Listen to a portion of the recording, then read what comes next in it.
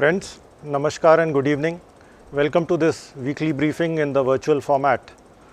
I'll start with a short update on the Vande Bharat mission.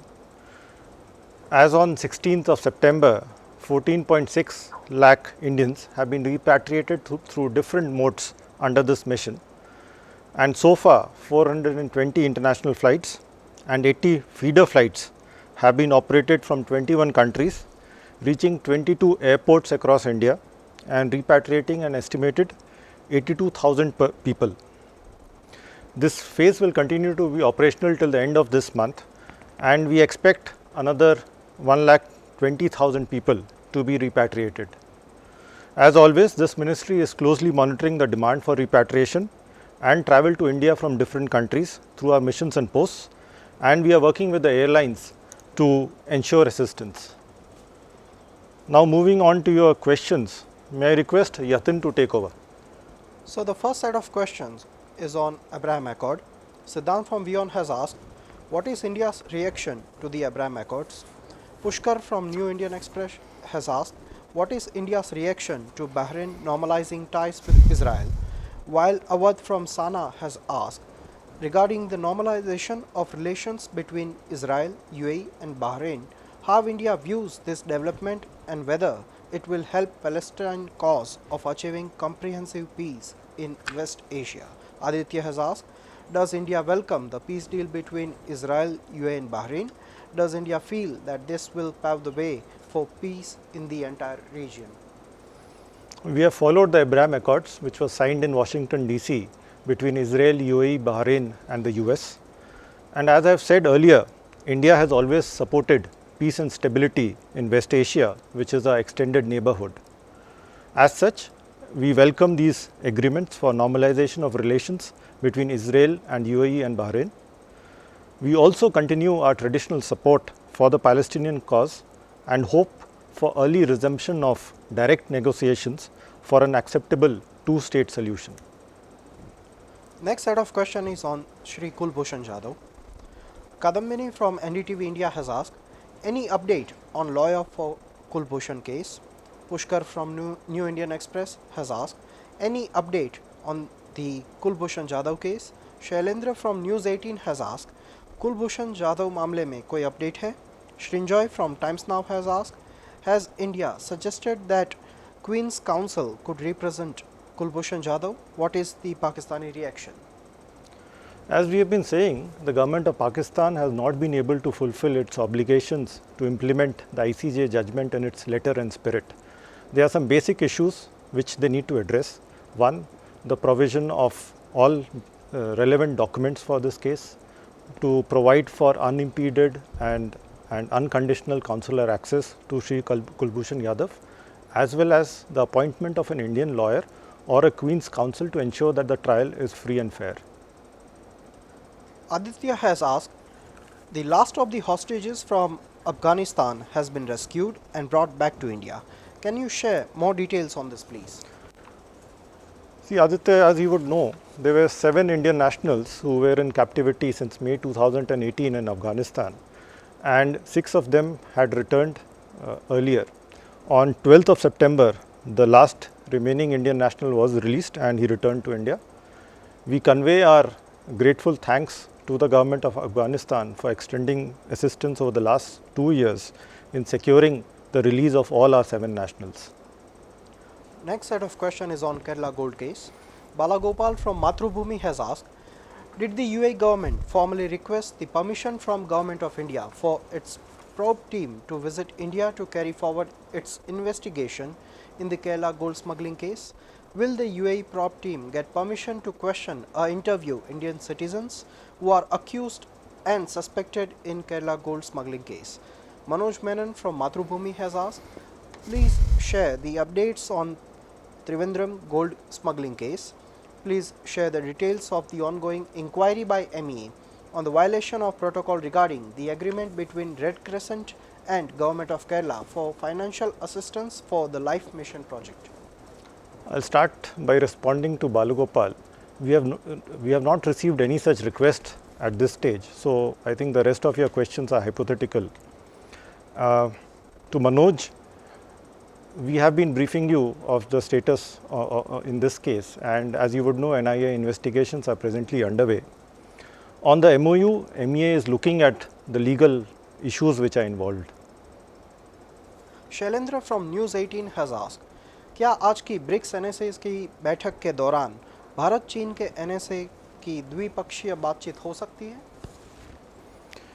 Shailendra ji, जैसे आपको पता होगा कि ये आज की जो बैठक है वो वर्चुअल फॉर्मेट में है और इस फॉर्मेट में द्विपक्षीय बातचीत संभव नहीं है। Ramesh Ramachandran from Doordarshan has asked, will India be hosting a Quad meeting? If so, please share the date and names of participants. Will it be in-person meeting or VTC? Similar question has also been asked by Nainima from the print. See, I have confirmed earlier that we look forward to holding the Quad meeting later this year, and as of now details are being worked out. Aditya has asked, NSA Ajit Doval recently walked out of SCO meeting protesting against a fictitious map by Pakistan.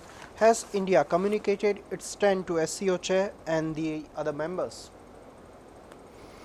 Aditya, I can tell you that before, during and after this meeting, we had conveyed a strong objection to the chair as well as to SCO member states on the use of this fictitious map, and our objection was noted by the chair. The use of this fictitious map by Pakistan is in complete disregard to the advisory issued by the chair, as well as it is in violation of the norms of the meeting. Devirupa from The Wire has asked, can MEA clarify if the Chinese ambassador was summoned over the Zenhua controversy? If the matter was raised with him, how was it raised and by whom?